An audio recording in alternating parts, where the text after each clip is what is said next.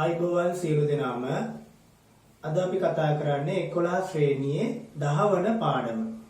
11 ශ්‍රේණියේ 10 වන පාඩම කොටස් වෙළඳපොළ කියන පාඩම.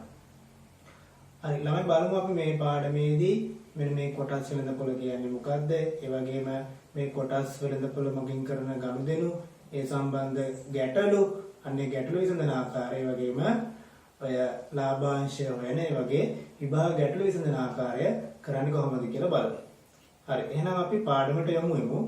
මාතෘකාව ලියා ගන්න කොටස් වෙළඳපොළ. එතකොට මුලින්ම කියන්න ඕන මේ සමාගම් වර්ග දෙකක් තියෙනවා. එකක් තමයි සීමා සහිත පෞද්ගලික සමාගම්, අනිත් එක තමයි පොදු සමාගම්. මේ පෞද්ගලික සමාගම් කියන්නේ සාමාන්‍යයෙන් තනි පුද්ගලයෙකුට අයත් සමාගමක්. හැබැයි මේ පොදු සමාගම් මෙන්න මේ පොදු සමාගම් තමයි අපිට වැදගත් වෙන්නේ. මෙන්න ලියා ගන්න. සමාගම් වර්ග දෙකකි. සමාගම් වර්ග දෙකකි එක පුද්ගලික සමාගම්, අංක 2 පොදු සමාගම්. එතකොට අපි මේකේ පොදු සමාගම් ගැන තමයි කතා කරන්නේ. අනුමාතෘකාව ලියා ගන්න පොදු සමාගම්. මෙන්න මේ පොදු සමාගම් ආරම්භ කරන්න, දැන් සමාගමක් ආරම්භ කරන්න අවශ්‍ය වෙනෝනේ යම් මුදලක්, ප්‍රාග්ධනයක් අවශ්‍ය වෙනවා. ඉතින් මෙන්න මේ ප්‍රාග්ධනය සපයා ගන්න මේ පොදු සමාගම් වලට පිළිවන් මේ ජනතාවත් මේක සඳහා යොදා ගන්න. ඉතින් ඔවුන් කරන්නේ ඒ සමාගමට අවශ්‍ය ගාණ, සම්පූර්ණ ගාණ කොටස් වලට බෙදලා, සමාන කොටස් වලට බෙදලා මෙන්න මේ කොටස් විකුණන්න දානවා. මේක මාධ්‍ය නිවේදනයකින් නිකුත් කරනවා මෙන්න මෙහෙම කොටස් තියෙනවා කියලා. ඉතින් පුළුවන් මේකෙන් මිනිස්සුන්ට කොටස් මිලදී ගන්න. ඒතර මෙන්න මේ වගේ මිලදී ගන්න කොටස් නිසා ඒ සමාගමේ හිමිකාරීත්වයක් හිමි වෙන්න පුළුවන්. අපි දුමු කොටස් 1000ක් තියෙන සමාගමක්. මෙන්න මේ කොටස් 1000ක් තියෙන සමාගමක් මේකේ විකුණන්න දාන කොටස් 500ක්. ඉතින් කවුරු හරි පුද්ගලයෙක් මෙන්න මේ කොටස් 500ම ගත්තා කියලා හිතන්න. ඒතර සමාගමේ මුළු වටිනාකමෙන් කොටස් 500ක් දැන් කාග් හරි ළඟ තියෙනවා. ඒතර අන්නේ පුද්ගලයාගේ හිමිකාරීත්වය හරියටම කීයක්ද? කොටස් 1000න් 500ක් කියන්නේ කොටස් 500ක් මාව නිසා භාගයක් වෙනවා. හිමිකාරීත්වයේ භාගයක් කියන්නේ ප්‍රතිශතයක් විතර ගත්තොත් 150. හරිද? මේ වගේ අපිට පුළුවන් හිමිකාරීත්වය හොයන්න. බලන්න මේ පොතේ තියෙනවා, මේ පොත කියව ගන්න. සීමා සහිත පොදු සමාගම් වලට සිය ව්‍යාපාර ආරම්භ කිරීමට හෝ පවත්වාගෙන යාමට අවශ්‍ය මූල්‍ය සම්පත් සපයා ගැනීම සඳහා මහජනතාව හවුල් කරගන්න පුළුවන් කියලා කියන්නේ. ඒතර මහජනතාව කොටස් මිලදීගත් පසු, දැන් මහජනතාවෙන් කොටස් මිලදී ගත්තට පස්සේ ඔවුන්ට පුළුවන් අවශ්‍ය නම් ඒ කොටස් විකුණන්න. මේ පොතේ තියෙනවා එහෙම. මහජනතාව කොටස් මිලදී ගත් පසු ඔවුන්ට තම කොටස් වෙනත් පුද්ගලයන්ට විකිණිය හැකියි. හරි.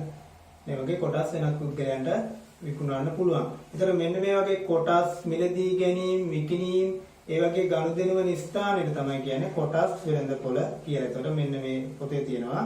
එසේ කොටස් මිලදී ගැනීම හා විකිණීම සඳහා පහසුකම් සපයා ඇති ස්ථානය කොටස් වෙළඳපොළ කියලා කියනවා. හරිද? ඒතර මෙන්න මේ කොළඹ තමයි මේ කොටස් වෙළඳපොළ තියෙන්නේ. ඉතින් ඔයා හිතනවාද කොහොමද මේ කොටස් වෙළඳපොළෙන් ගනුදෙනු කරන්න කියලා? ඉතින් මේ කොටස් වෙළඳපොළෙන් අන්තර්ජාලය හරහා ගනුදෙනු කිරීමේ පහසුකම් සපයලා තමයි තියෙන්නේ. හරිද? ඊට කියනවා මෙහෙම කොටස් මිලදී ගැනීමේදී හෝ විකිණීමේදී ගනුදෙනුකරුවන්ට සහාය වීම පිණිස තැරව්කාර සමාගම්ද කොටස් වෙළඳපොළ තුල ක්‍රියාත්මක වෙනවා. ඒතර මේ කොටස් වෙළඳපොළ තුල තැරව්කාර සමාගම් තියෙනවා. ඉතින් අපිට පුළුවන් කොටස් මිලදී ගන්නවා නම් මෙන්න මේ තැරව්කාර සමාගම් හරහා මිලදී ගන්න. හරිද? ඊට පස්සේ මාතෘකාවක් ලියන, අනුමාතෘකාවක් කොටස්. කොටස් කියලා ලියන්න. දැන් අපි බලමු මේ කොටසක් කියන්නේ මොකක්ද කියලා. කොටස් කියලා අනුමාතෘකාව ලියන්න. හරි බලමු මොකක්ද මේ කොටසක් කියන්නේ කියලා. යම්කිසි සමාගමක් එහි ආරම්භක ප්‍රාග්ධනය ඒ ආරම්භ කරන්නේ ප්‍රාග්ධනය. මේ ආරම්භක මුළු ප්‍රාග්ධනය සමාන කොටස් වලට බෙදුවා. සමාන කොටස් වලට බෙදෙනවා. අන්න ඒ බෙදුවට පස්සේ එන එක කොටසකට තමයි එයින් එක පංගුවක් තමයි කොටසක් කියලා කියන්නේ. හරිද? හරි මෙහෙම ලියා ගන්න. සමාගමේ ආරම්භක ප්‍රාග්ධනය ඒකකයක් ලෙස සලකා එය සමාන කොටස් වලට හෙවත් පංගු වලට බෙදූ විට ඉන් එක් පංගුවක් කොටසක් නම් වේ. ඊළඟට බලන්න මෙතන මේ පොතේ තියෙන කොටස් කියන යටතේ යම් සමාගමක් මුල් වරට සිය ආරම්භක කොටස් මහජනතාව වෙත නිකුත් කිරීමේදී එක් කොටසක් සඳහා මිලක් නියම කරනු ලැබේ. දැන් ආරම්භයේදී මාධ්‍ය නිවේදනයකින් කියන කොටස් මෙහෙම තියෙනවා කියන. ඒතර ඔවුන් ඒ කොටසක් සඳහා මිලක් නියම කරලා තියෙනවා. උදාහරණයක් අපි කොටසක මිල රුපියල් 10යි. කොටසක මිල රුපියල් 20යි අන්න වගේ කොටස් සඳහා මිලක් නියම කරලා තියෙනවා. එතකොට මේ සමහර අවස්ථාවලදී මේ කොටස් වල මිල වැඩි වෙනවා. සමහර වෙලාවට කොටස් වල මිල අඩු වෙනවා. එතකොට ඔන්න වැඩි අඩු වීම නිසා තමයි ලාභ සිදු වෙන්නේ. හරිද? ඊට මෙහෙම කියනවා කොටස් ඕනෑම ප්‍රමාණයක් මිලදී ගත හැකියි. යම් සමාගම කොටස් මිලදී ගත් ආයෝජකයට ඔහු ලබාගත් කොටස් ප්‍රමාණයට සමානුපාතිකව එම සමාගමේ හිමිකාරීත්වය හිමි වේ. හරිද? අපිට බලමු මෙන්න මේ හිමිකාරීත්වය හිමි වෙන ගාණක් මෙන්න මේ ප්‍රශ්න ලියා ගන්න. යම් සමාගමක් සතු කොටස් 50000ක් ඇත. යම් සමාගමක් සතු කොටස් 50000ක් ඇත. කොටස් තියෙනවලු 50000. හරිද? ප්‍රශ්න ලියන්න.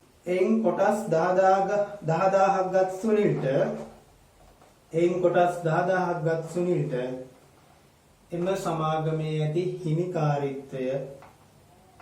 එම සමාගමේ ඇති හිමිකාරීත්වය රෝමිලකන් 1 භාගයක් ලෙස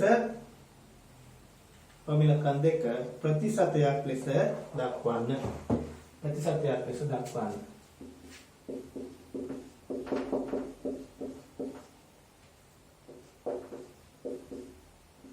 භාගයක් ලෙස දක්වන්න කියලා කියනවා.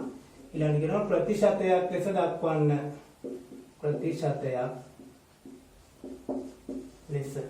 බලන්න. උතර සමාගමේ මුළු කොටස් ගන්න 50000යි. එයින් ගන්න සුනිල් කොටස් 10000.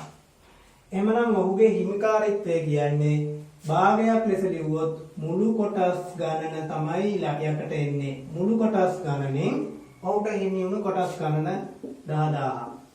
ඔන්නෝම එනවා. මේක අපි සරල කරොත් මේ 0.4කට 0.4ක් කපන්න පුළුවන්. 5න් එකක හිමිකාරීත්වයක් තියෙනවා සුනිල්ට. ඔය භාගයක් විදියට මේක ප්‍රතිශතයක් විදියට කරන්නලු. එහෙනම් ප්‍රතිශතයක් කරන්න නම් අපි 100%න් වැඩි කරා නම් හරි. 100න් වැඩි කරා. 5ක් 120යි. 120ක හිමිකාරීත්වයක් ඔහුට එන සමාගමේ තියෙනවා. ඔන්න වගේ තමයි හිමිකාරීත්වය හොයන්නේ. හරි ලියාගන්න. ඊළඟට ලියන්න මෙන්න මේ ප්‍රශ්නය. එක්තරා සමාගමක් කොටසක් රුපියල් 20 බැගින් කොටස් 5000ක් නිකුත් කරයි. නිමල්යෙන් කොටස් 1000ක් මිලට ගනී. රෝමිලකන් 1 ඔහුට හිමිකාරීත්වය සොයන්න. රෝමිලකන් 2 ඔහු සමාගමේ ආයෝජනය කරන මුදල සොයන්න. හරි බලමු එතකොට මේ කොටසක් දෙන්නේ කීයටද කියලා. කොටසක් රුපියල් 20 ගානේ තමයි මේ සමාගමේ විකුණන්නේ. ඒ සමාගමෙන් කොටසක් 20 ගානේ තමයි විකුණන්නේ. නිමල් ගන්නවලු කොටස් කීයද? කොටස් 1000ක් ගන්න නිමල්. සමාගමේ තියෙනවා කොටස් කීයද? සමාගමේ කොටස් 5000ක් තියෙනවා. රෝමිලකන් 1 අහන්නේ ඔහුට තියෙන හිමිකාරීත්වය. බලන්න හිමිකාරීත්වය කියලා කියන්නේ මුළු කොටස් ගාණෙන් ඔහු ලැබු කොටස් ගාණ. මුළු කොටස් ගාන 5000යි. ඔහු ලැබුව කොටස් ගාන 1000යි. එහෙනම් මෙන්න මේ භාගයක් විදියට මේක අපි ප්‍රතිශතයක් විදියට කරමු 100ෙන් වැඩි කරමු. එතන මේ බිංදු 3ට බිංදු 3ක් කපලා යනවා. 5 කීයද 120යි. එහෙනම් 120ක් තමයි ඔහුගේ හිමිකාරීත්වය වෙන්නේ මේ සමාගමේ. දෙවෙනි එක තමයි ඔහු ආයෝජනය කළ මුදල සොයන්න. බලන්න නිමල් කොටසක් ගන්න රුපියල් 20 ගානේ. කොටසක් 20 ගානේ කොටස් 1000ක් ගන්න. මේ සමාගමේ කොටසක් 20 ගානේ කොටස් 1000ක් ගන්නවා. එහෙනම් ඔහුට කොච්චර ගානක් වියදම් වුණා? කොටස් 1000ට කියපු වියදම තමයි මෙන්න මේ ආයෝජනය කළ මුදල කියලා කියන්නේ. එහෙනම් එනවා කොටසක් 20යි 20 ගානේ 1000ක් ගන්නවා. මෙන්න මේක තමයි ආයෝජනය කළ මුදල. එතකොට එනවා කීයද? රුපියල් 20000ක් ඔහු මේ සමාගමේ ආයෝජනය කළ. හරිද? හරිම ලේසි. හරි ලියාගන්න. හරි ඊළඟ අනුමාත්‍රාවල් ලියාගෙන ලාභාංශය. ඒතර මෙන්න මේ ලාභාංශය තමයි වැදගත්ම මේ කොටස් වලින්ද පොලේ. දැන් මෙන්න මේ ආරම්භ කරපු සමාගම වර්ෂයක් අවසානයේ හෝ එහෙම නැත්නම් කාර්තුවක් අවසානයේ මෙන්න මේ සමාගමෙන් ලැබෙන ලාභය මෙන්න මේ කොටස් වල මිලදී ගත්ත අයටත් එයින් පංගුවක් දෙනවා. හරි මෙන්න මේ ලාභයෙන් කොටසක් මෙන්න මේ පුද්ගලයන්ටත් දෙනවා. ඒතර අන්න ඒ වගේ මෙන්න මේ කොටසක් සඳහා ගෙවන ලදන අවුරුද්දක් අවසානයේ ගෙවනු ලබන ලාභයට කියනවා ලාභාංශය කියලා. හරිද? මෙතුණු කොටසක් රුපියල් 10ට විකුණන කෙනාට කොටසකට රුපියල් 2 ගාන දෙනවා ලාභාංශය. එහෙනම් කොටස් 1000ක් ගත්තොත් රුපියල් 2000ක් වෙනවා ලාභාංශය. හරිද? එහෙනම් කොටසක සඳහා දෙන ලබන ලාභයට තමයි ලාභාංශය කියලා කියන්නේ. සිය සමාගම විසින්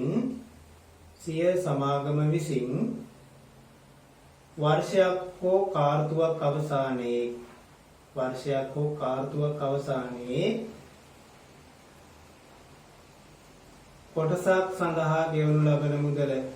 කොටසක් සඳහා ගෙවනු ලබන මුදල ලාභාංශය නම් වේ. යටින් ලියන කොටස් සියල්ලම සඳහා ගණනය කිරීමෙන් ලාභාංශ ආදායම සෙවිය හැකියි. කොටස් සියල්ල සඳහා ගණනය කිරීමෙන් ලාභාංශ ආදායම සෙවිය හැකියි. 11 අභ්‍යාසය බලන්න. ඒකේ පළවෙනි ගාන කියනවා මෙහෙම.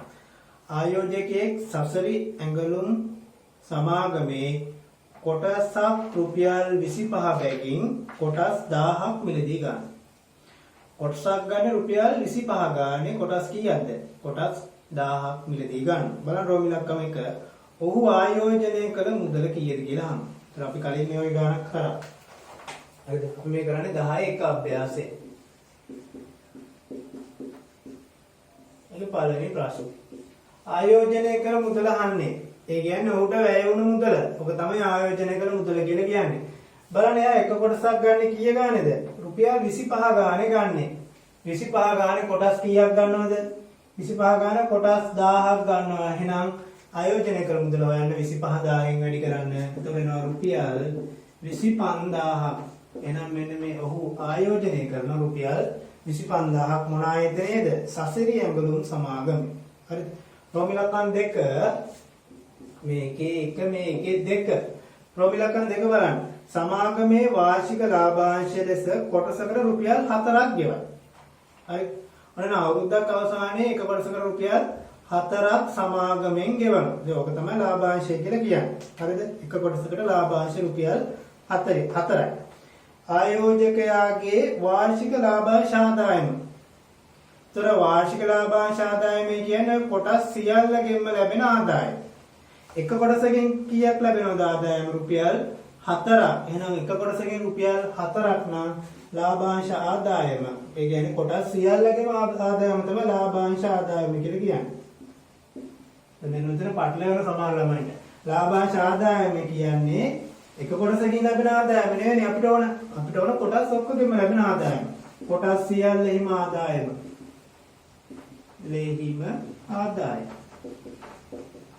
කොටස් සියල්ලෙහිම ආදායම කීයක් වෙනවද? එක කොටසක් සඳහා ආදායම රුපියල් 4යි. 4ක් ගෙවනවනේ. ඒ වගේ කොටස් කීයක් තියෙනවද? කොටස් 1000ක් ගත්තා. එහෙනම් බලන්න 4000න් වැඩි කරන්න. එතකොට එන රුපියල් 4000ක්. එහෙනම් අවුරුද්දක් අවසානයේ උට රුපියල් 4000ක ලාභයක් එනවා. හරිද? ඔක ලියා ගන්න. ඊළඟට බලන්න 10 එක අභ්‍යාස ප්‍රශ්නාංක 2 පහත දැක්වෙන වගු සම්පූර්ණ කරන්න. හරිද? මෙන්න එහෙම කියනවා. බලා ගන්න. ඔයාලා කරන්න මම මේ කියලා දෙනවා විතරයි. පහත දැක්වෙන වගු සම්පූර්ණ කරන්න. ඒතර වගුවේ තියෙනවා කොටසක මිල දීලා තියෙනවා රුපියල් 10යි. කොටස් ගාන දීලා තියෙනවා. පළවෙනි එක උදාහරණේ 2500යි. ආයෝජනය කළ මුදල. එහෙනම් කොටසක් රුපියල් 10යි. කොටස් ගාන 2500යි නම් ආයෝජනය කළ මුදල කියන්නේ 10 වැඩි කරන්න ඕනේ කීයද? 10 වැඩි කරන්න 2500න්. ඒතකොට එනවා රුපියල් කීයද? 25000ක් තමයි ආයෝජනය කළ මුදල පළවෙනි එක. ඊට පස්සේ දෙවෙනි එකත් එහෙමයි 20 වැඩි කරන්න ඕන 5000න්. 25000න් වැඩි කරනම් ආයෝජනය කළ මුදල එනවා. තුන්වෙනි එකේ ආයෝජනය කළ මුදල තියෙනවා කොටස් ගාන තියෙනවා කොටසක මිල තමයි අහන්නේ. ආයෝජනය කළ මුදල මේ දෙවෙනි එකේ තුන්වෙනි එක. ආයෝජනය කළ මුදල කීයද? රුපියල් 50000ක් ආයෝජනය කළා. ආයෝජනය කළ මුදල දීලා කොටස් ගානක් දීලා. කොටස් කීයක්ද? කොටස් 500ක්. ආයෝජනය කළ මුදලක් දීලා කොටස් ගානක් දීලා අහන්නේ කොටසක මිල. ඉතින් අපි කොටසක මිල හොයන්න මොකද්ද කරන්න ඕන? ආයෝජනය කළ මුදල කොටස් ගණනින් බෙදන්න. එහෙනම් කොටසක මිල හොයාගන්න පුළුවන්. ආයෝජනය කළ මුදල රුපියල් 50000 බෙදන්න කොටස් ගාණෙන් එනම් 500ෙන් බෙදන්න. එහෙනම් එනවා මෙතන බිංදු දෙකකට බිංදු දෙකක් කැපෙනවා. 500 පහෙන් බෙදන්න රුපියල් 100යි. කොටසක් රුපියල් 100 ගානේ තමයි ගන්න. හරිද? හරි ඒ විදිහට ඒ තුන්වෙනි එකනේ. බලන්න පස්වෙනි එක. කොටසක මිල දීලා කොටසක මිල රුපියල් කීයද? 30යි. රුපියල් 30යි.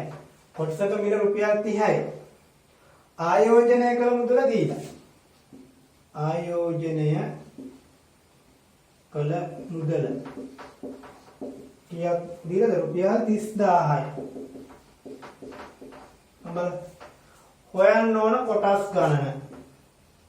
කොටස් ගණන තමයි හොයන්න ඕන. ආයෝජනය කළ මුදලක් දීලා කොටසක මිලක් දුන්නට පස්සේ කොටස් ගණන හොයන්න මොකද කරන්න ඕන? ආයෝජනය කළ මුදල බෙදන්න කොටසක මිලේ. එහෙනම් 30000 බෙදන්න 30. උතරන කීයද? බිංදුවට බිංදුවක් කැපෙන 3 වරක් 3000 බෙදුවාම 1000යි. කොටස් ගාන 1000යි. කොටස් 1000යි. හරි නේද? ඔන්න ගණන් ක්‍රම 3. කොටසක මිල දීලා කොටස් ගාන දුන්නට පස්සේ ආයෝජනය කළ මුදල හොයන්න. ඒ දෙක වැඩි කරන්න. හරිද? ඒතර මෙතෙන්දී කොටස් ගානයි ආයෝජනය කළ මුදලයි දුන්නට පස්සේ කොටසක මිල හොයන්න බෙදන්න. කොටසක මිලයි ආයෝජනය කළ මුදලයි දුන්නාත් කොටස් ගාන හොයන්න. ආයෝජනය කළ මුදල කොටසක මිලෙන් බෙදන්න. හරි? ඔක ලියා ගන්න. හරි ළමයිට දැන් ඔය කරොප් එක පටලැවෙනවා නම් මෙන්න මේ සූත්‍රය ලියා ගන්න. ආයෝජනය කළ මුදල සමානයි කොටසක මිල වැඩි කිරීම කොටස් ගාන. එහෙනම් මෙන්න මේ සූත්‍රය මතක තියාගන්න. එතකොට ඔයාලට මේකෙන් කොටසක මිල ඇහුවොත් මෙන්න මේ කොටස් ගානෙන් බෙදන්න එපා දෙපැත්තම. ඉතින් මේ සූත්‍රයෙන් හදා ගන්න පුළුවන්. එහෙනම් ආයෝජනය කළ මුදල කොටස් ගානෙන් බෙදුවා නම් කොටසක මිල එනවා. ඒ වගේම තමයි කොටස් ගාන ඇහුවොත් මෙන්න කොටස් ගාන ඇහුවොත් මොකද කරන්නේ? ආයෝජනය කළ මුදල කොටසක මිලෙන් බෙදන්න. හරි නේද? එහෙනම් මේ සූත්‍රය මතක තියාගෙන අනිත් දේවල් හදා ගන්න පුළුවන්. නම් මම එකක් කියලා දෙන්නම්. කොටසක මිල ඇහුවොත් කොටසක මිල කියන්නේ එහෙනම් මේ කොටසක මිල හොයන්න මෙන්න මේකකින් බෙදන්න එපා දෙපැත්තම. කොටස් ගානෙන් දෙපැත්තම බෙදන්න ඕනේ. ඒතර මේ පැත්තේ කොටස් ගාන නැති වෙනවා. මෙතන එනවා ආයෝජනය කළ මුදලෙන් බෙදන්න කොටස් ගාන. ඒ වගේම තමයි කොටස් ගාන ඇහුවොත් මෙන්න මේකකින් බෙදන්න ආයෝජනය කළ මුදල. හරිද? ඔක ලියලා. ඊළඟට බලන්න රෝම ඉලක්කම් දෙකේ මේ වගුවක් තියෙනවා. කොටස් ගණනයි වාර්ෂික ලාභාංශය කොටසකට වාර්ෂික ලාභාංශ ආදායම කියන්නේ කොටස් ඔක්කොගෙම ලැබුණු ආදායම. ඒකේ පළවෙනි එක කොටස් ගණන 500යි ලාභාංශය 2යි කොටසකට ලාභාංශ ආදායම ගන්නවා. කොටස් 500ක් තියෙන එක කොටසකට ලාභාංශය 2යි. එහෙනම් ලාභාංශ ආදායම කියන්නේ මේ රෝම ඉලක්කම් 2. ඒකේ පළවෙනි එක එමනම් අපි කරන්නේ කොටස් ගාන වැඩි කරන්න කොටසක ලාභාංශ ආදායමෙන් කියන්නේ 500. කොටස් ගාන 500යි කොටසක ලාභාංශය 2යි. 500 වැඩි කරන්න දෙකෙන් ඒතොර එනවා කොටස් ඔක්කොගෙම ලැබෙන ලාභය. එහෙම නැත්නම් ලාභාංශ ආදායම 500 දෙකක් රුපියල් 1000ක්. හරිද?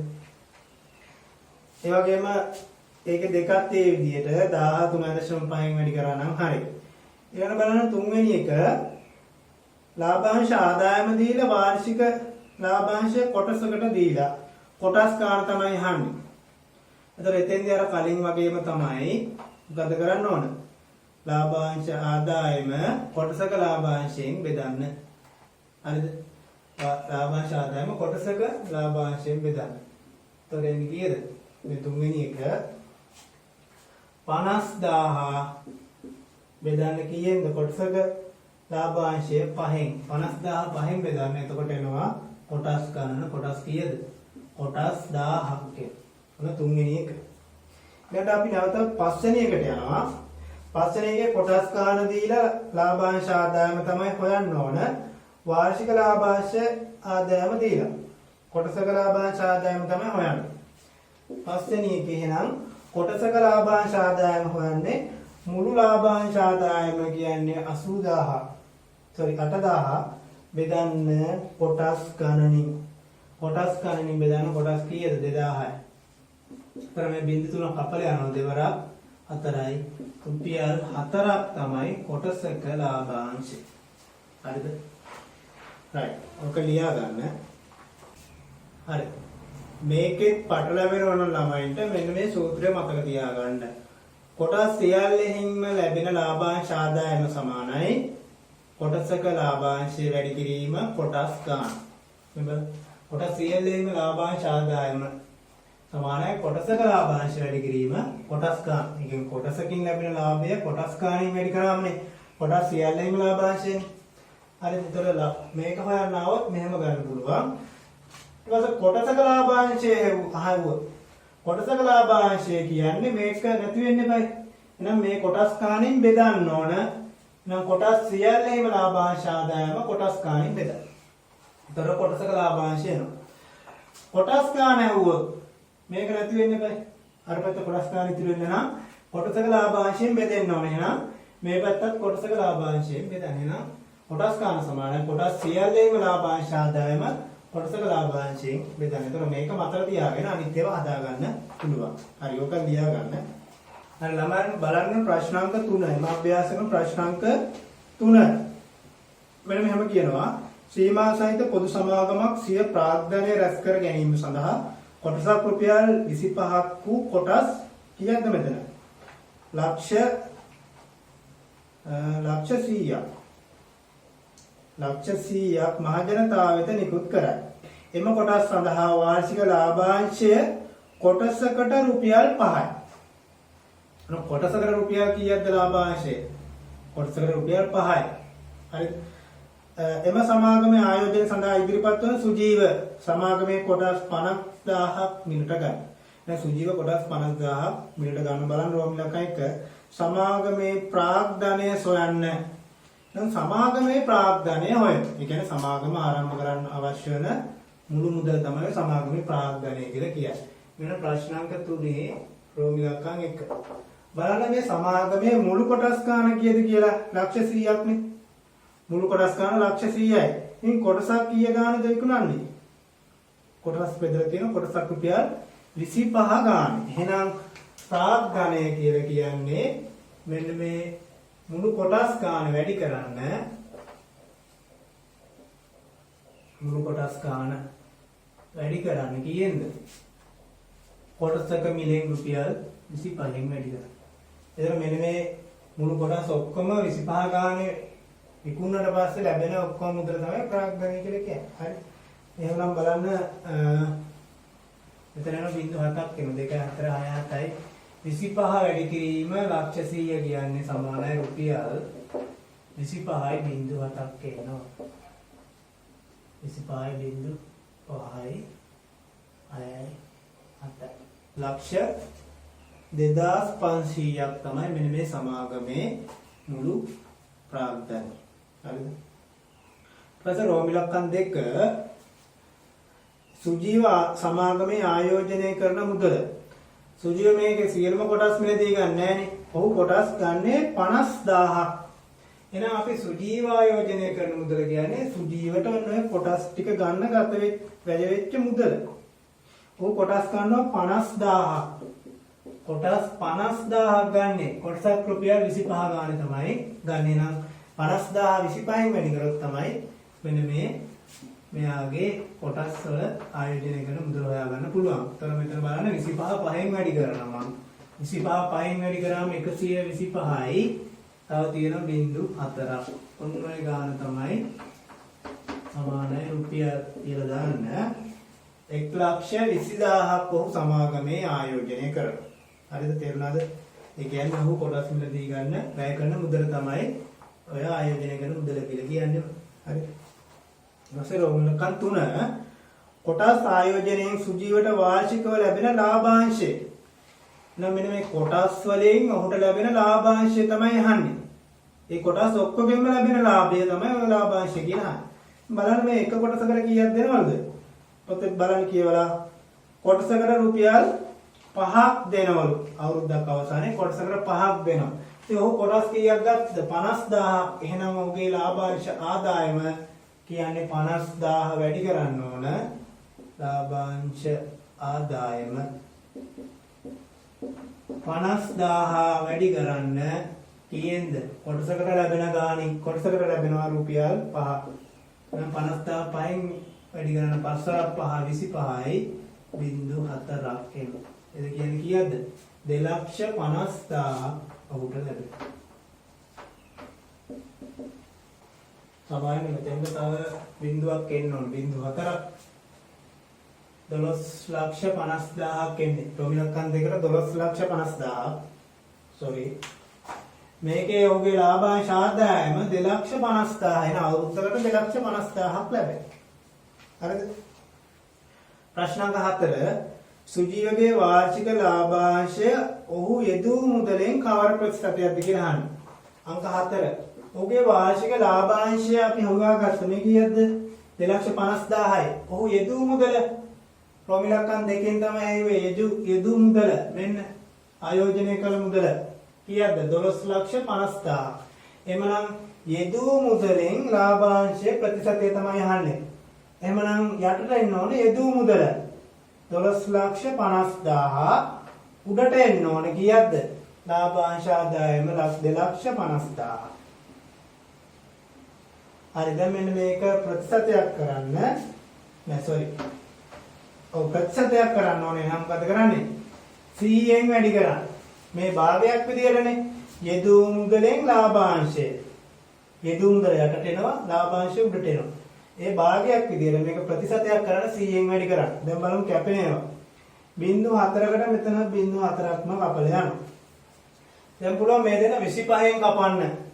කියන්නේ 25න් බෙදන්න පුළුවන්. 25ට 25 එකයි. 125ට 25 ඒවා 5යි. හරිද? ඒතර එන්නේ 100 බෙදීම 5ක් තමයි. 100 5න් බෙදුවොත් කීයද?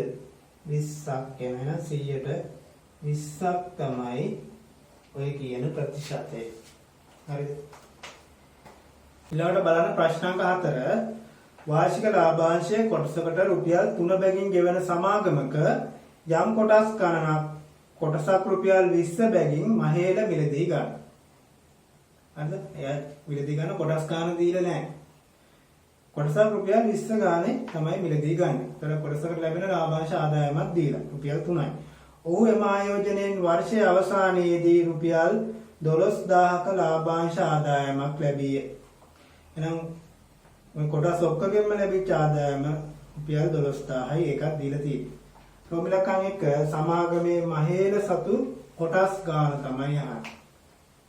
මහේල සතු කොටස් ගාන. එහෙනම් කොටස් සියල්ලෙහිම ලැබෙන ආදායම දීලා.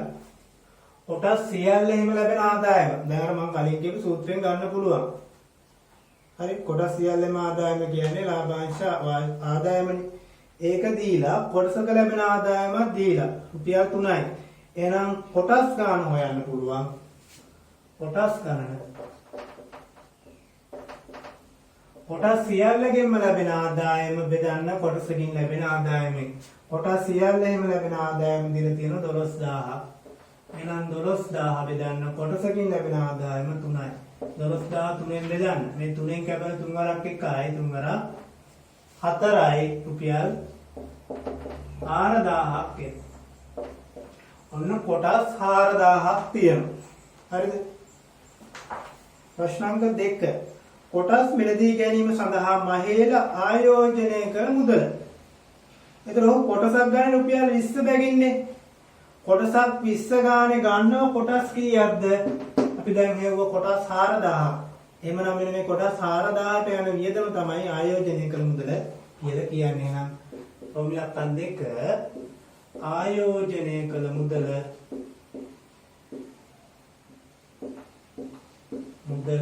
සමානයි කොටසක් ගන්න මුදල. කොටසක් ගන්න රුපියල් කීය ගානේද? රුපියල් 20 ගානේ. එයා කොටස් කීයක් ගන්නවද? 4000ක් ගන්නවා. එහෙනම් 20 වැඩි කරන්න 4000න්. එතන මේ සංඛ්‍යා දෙක වැඩි කරන්න 2 වරක් 4 8යි 0.4ක් දාන්න. කීයද තෝරන්නේ? රුපියල් 80000ක් තමයි ඔහු ආයෝජනය කළා තියෙන්නේ. හරිද? ලියාගන්න. ඊළඟට ලියාගන්න අනුමාතෘකාව ප්‍රාග්ධන ලාභය. බලමු මේ ප්‍රාග්ධන ලාභය කියන්නේ මොකක්ද කියලා. දැන් මම කිව්වා සමාගමෙන් කොටස් නිකුත් කරාට පස්සේ ඕන පුද්ගලයෙකුට කොටස් මිලදී ගන්න පුළුවන්. දැන් අපි හිතමු කොටසක් රුපියල් 20 ගානේ තමයි මේ විකුණන්නේ. ඒ සමාගම. ඒතර කොටසක් 20 ගානේ ගන්නවා. අරගෙන ඊට පස්සේ මට පුළුවන් ඕනනම් මම කොටස් මිලදී ගත්තා නම් මට පුළුවන් මේ කොටස් ආයෙ තව කෙනෙක්ට විකුණන්න. හරි. දැන් මේ කොටස් හැමදාම ඔය ගානට තියෙන්නේ නැහැ. 20ටම තියෙන්නේ නැහැ. සමහර වෙලාවට මෙන්න මේ කොටස් මේ 20 ගානේ ගත්තට මේ සමහර වෙලාවට මෙහා කොටස්ක මිල 18 වෙන්න පුළුවන්. අඩු වෙන්න පුළුවන්. 25 වෙන්න පුළුවන්. ඔය විදිහට වැඩි වෙන්නත් පුළුවන්. කාලයක් යද්දී සමහරට කොටසක මිල වැඩි වෙන්න පුළුවන්. එහෙම නැත්නම් අඩු වෙන්න පුළුවන්. ඒතර මෙන්න මේ වගේ වෙලාවකදී දැන් මට මේ කොටස් විකුණන්න අවශ්‍ය නම් මට වාසිදායක වෙන්නේ මේ කොටස් වල මිල වැඩි වුණාට පස්සේ විකුණන්න. 20ට ගත් එක 25 වෙද්දී විකුණුවාම මට ලාභයක් එනවා. දැන් මුදල් හදිස්සියක් නිසා මම විකුණන කොටසක් 18 ගන්න. ඒතර මම 20ට අරන් 18ට විකුණන්නේ. ඒතර මට එන්නේ අලාභය. හරිද? හරි. එහෙනම් මෙහෙම ලියා ගන්න. කොටසක් මිලදී ගන්නා ලද මුදල කොටසක් මිලදී ගන්නා ලද මුදල ගැනුම් මිල නම් වේ. ගැනුම් මිල නම් වේ. යටි ලියන්න. කොටසක් විකුණන මිල විකුණුම් මිල නම් වේ. විකුණුම් මිල නම් වේ. හරිද? එතකොට දැන් මට කොටසක් වැඩි ගානකට විකුණනොත් මට එන්නේ ප්‍රාග්ධන ලාභයක්. කොටසක් ගත්ත ගානට වඩා අඩු ගානකට විකුණනොත් මට එන්නේ ප්‍රාග්ධන අලාභයක්. එහෙමනම් ප්‍රාග්ධන ලාභය හොයන්න පුළුවන් අපිට. ප්‍රාග්ධන ලාභය කියන්නේ ගත්ත ගානට වඩා වැඩි ගානකට දෙන්න ඕන. එහෙමනම් අපි ප්‍රාග්ධන ලාභය හොයන්න පුළුවන් විකුණුම් මිලෙන් මේ කොටස් සියල්ලම හරි ඒකට හරි කවන්න. විකුණුම් මිලෙන් අඩු කරන්න ගත් මිල. මොන ප්‍රාග්ධන ලාභය. ඒ වගේම ප්‍රාග්ධන අලාභය හොයන්නේ. ප්‍රාග්ධන අලාභය. අලාභයක් වෙන්න නම් අඩු ගානකට විකුණන්න ඕන. නේද? අඩු ගානකට විකුණන එහෙනම් ගත් මිලෙන් අඩු කරන්න ගත් මිලට වඩා විකුණුම් මිල අඩු වෙන්න ඕන. ගත් මිලෙන් විකුණුම් මිල අඩු කරන්න. හරිද? ගත් මිලෙන් විකුණුම් මිල අඩු කරාම තමයි ප්‍රාග්ධන අලාභය එන්නේ. ඔන්න ඔය දෙක ලියා ගන්න. ප්‍රශ්න අංක 2 කියවන්න හොඳට. වාර්ෂික ලාභාංශය ලෙස කොටසකට රුපියල් 4ක් ගෙවන සමාගමක කොටසක වෙළඳපොළ මිල රුපියල් 30ක් වූ කොටස් මිලදී ගැනීමට තරිදු රුපියල් 60000ක් යෙදවි. හරිද? කොටසක මිල රුපියල් 30ක් වූ කොටසක් විකුණන රුපියල් 30 ගානේ සමාගම. මෙයා රුපියල් කීයක්ද 60000ක් යොදවන. ප්‍රශ්න අංක 1 බලන්න රෝමි ලක්ෂණ 1 එකේ රෝමි ලක්ෂණ 1 තරිදු මිලදීගත් කොටස් ගාන තමයි අහන්නේ. තරිදු මිලදීගත් කොටස් ගාන බලන්න හොඳට ආයේ රුපියල් 30ක් වූ කොටස් මිලදී ගැනීමට තරිදු රුපියල් 60000ක් වියදම් කරන්නේ. එහෙනම් වියදම් වූ මුළු මුදල 60000යි. හරි? කොටසක මිල කීයද? 30යි. එහෙනම් කොටස් ගාන හොයන්නේ මේ අර කලින් සූත්‍රේ මතක තිබ්බනම් හරි. එහෙනම් කොටස් ගාන හොයන්න පුළුවන්. වියදම් වූ මුළු මුදල කොටසක ගානින් බෙදුවනම් වියදම් වූ මුළු මුදල කියන්නේ කීයද? රුපියල් 60000ක්. 60000 බෙදන්න කොටසක මිලෙන් කොටසක් රුපියල් 30යි. කොටසක් රුපියල් 30යි. එතන බිඳුවක් කැපෙනවා 3 වරක් 2යි 200ක්. sorry 2000ක් වෙනවා. කොටස් ගාන 2000යි. කොටස් 2000යි. හරිද? ඊට පස්සේ බලන්න රෝගී ලක්ෂණ 2. කොටස් ආයෝජනයෙන් තරිදු ලබන වාර්ෂික ලාභාංශ ආදායම. දැන් කොටස් ගාන හෙව්වනේ. දැන් කොටසක දෙන ආදායම දීලා තියෙනවා. කොටසක රුපියල් 4ක් දෙනවලු. එහෙනම් ලාභාංශ ආදායම හොයන්න පුළුවන්. ලාභාංශ ආදායම කොටසකට දෙනවා රුපියල් 3 ගානේ රුපියල් 4 ගානේ වාර්ෂිකව 4 ගානේ කොටස් කීයක්ද? දැන් කොටස් ගානේ හෙව්වනේ. කොටස් 2000ක්. අද තෝරනවා රුපියල් කීයක්ද? 4 වරක් 2 8යි 8000ක් එන. ඔන්න කොටස් සියල්ලගෙම ලැබෙන ආදායම 8000යි. ඒකනේ ලාභාංශ ආදායම කියන්නේ. ඊළඟ තුන්වෙනි එක ලාභාංශ ආදායම යෙදූ මුදලේ කවර ප්‍රතිශතයක්දයි සොයන්නලු. ලාභාංශ ආදායම යෙදූ මුදලේ ප්‍රතිශතයක් ලෙස දෙලේසිනේ අලුම් කරා වගේ එකක්. ලාභාංශ ආදායම තමයි ඒතකොට යට වෙන්නේ. sorry උඩට එන්නේ යෙදූ මුදල තමයි යටට එන්නේ. යෙදූ මුදලේ ප්‍රතිශතයක්නේ. ඒතර යෙදූ මුදලේ ප්‍රතිශතයක් කොහොම යටට දාන්න ඕනේ යෙදූ මුදල. යෙදූ මුදල කීයද?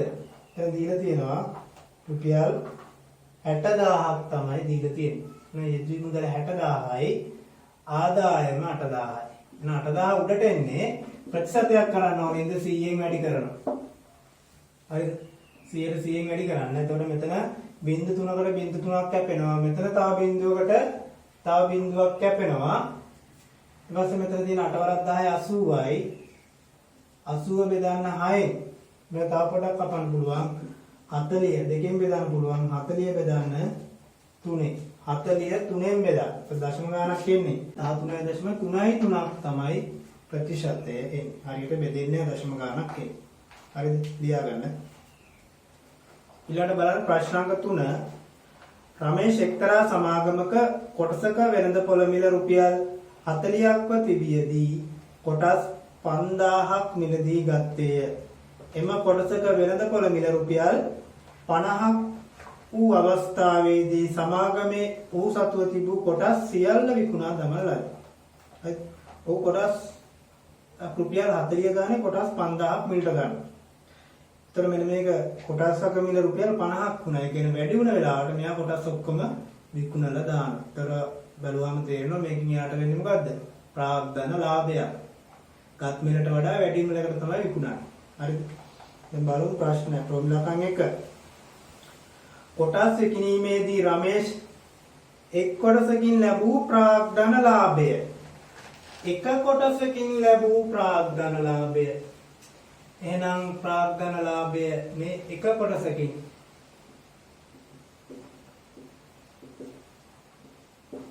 ප්‍රාග්ධන ලාභය එක කොටසකින් අහන්නේ එහෙනම් එක කොටසක් විකුණුම් මිල වැඩි වෙන්න එපායි. එහෙනම් විකුණුම් මිලෙන් ගත් මිල අඩු කරන්න. විකුණුම් මිල අඩු කරන්න ගත් මිල. මම ලිව්ව මේ සමීකරණය ආයෙ ලියන්නේ නැහැ පළවෙනි පාර.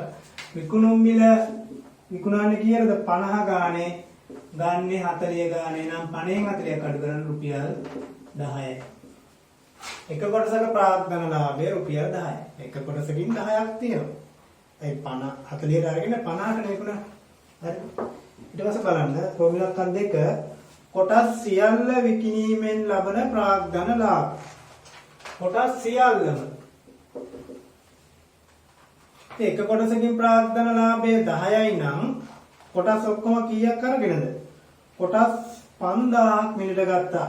එහෙනම් එක කොටසකින් ප්‍රාග්ධන ලාභය කොටස් 5000න් වැඩි කරත් හරි. ඒක තමයි ලේසිම විදිය. එහෙනම් එක කොටසකින් ප්‍රාග්ධන ලාභය 10යි. එකකින් 10යි නම් දෙකකින් හොයන්න කීයද? 20යි. තුනකින් 30යි. කියන්නේ තුනකින් හොයන්න 3න් වැඩි කරා. 100කින් හොයන්න නම් 100න් වැඩි කරන්න. මෙතන කොටස් 5000ක් නිසා 5000න් වැඩි කරන්න. එතකොට එනවා රුපියල් 50000. මෙන්න මේ කොටස් සියල්ලගෙන්ම ලැබුණු ප්‍රාග්ධන ලාභය. හරි හොඳට තේරුම් ගන්න. එක කොටසකින් ලැබුණු ප්‍රාග්ධන ලාභය කොටස් ගාණෙන් වැඩි කරාම කොටස් සියල්ලගෙන්ම ලැබුණු ප්‍රාග්ධන ලාභය එනවා. එහෙම නැත්නම් තව ක්‍රමයක් තමයි කොටස් සියල්ලම විකුණුම් මිලෙන් කොටස් සියල්ලම ගත් මිල අඩු කරත් හරි. හරි. කොටස් සියල්ලම විකුණුම් මිලෙන් කොටස් සියල්ලම ගත් මිල අඩු කරත් කොටස් සියල්ලේම ප්‍රාග්ධන ලාභය එනවා. එක ටිකක් අමාරුයි මේක ලේසි මේ අවස්ථාවේ. ප්‍රෝමිලක්කන් 3 ප්‍රාග්ධන ලාභය යෙදූ මුදලේ ප්‍රතිශතයක් ලෙස. ඔන්න ප්‍රෝමිලක්කන් 3 ප්‍රාග්ධන ලාභයේ යෙදූ මුදලේ ප්‍රතිශතයක් ලෙස. යෙදූ මුදල කීයද?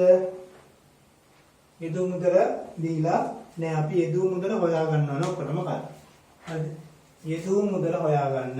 යෙදූ මුදල. ත්‍රය කොටස් ගන්නෝ කීයක්ද? කොටස් ගන්නෝ 5000ක්. කොටසක් කීය ගානද ගන්නෙ? 40 ගානේ නම් 5040න් වැඩි කරන්න ඕනේ යෙදූ මුදල හොයන්න. කොටස් ගන්න කොටසක මිලෙන් වැඩි කරන්න. ඒතර එනවා 4 වරක් 20යි 0.4ක්. ලක්ෂ 2ක්.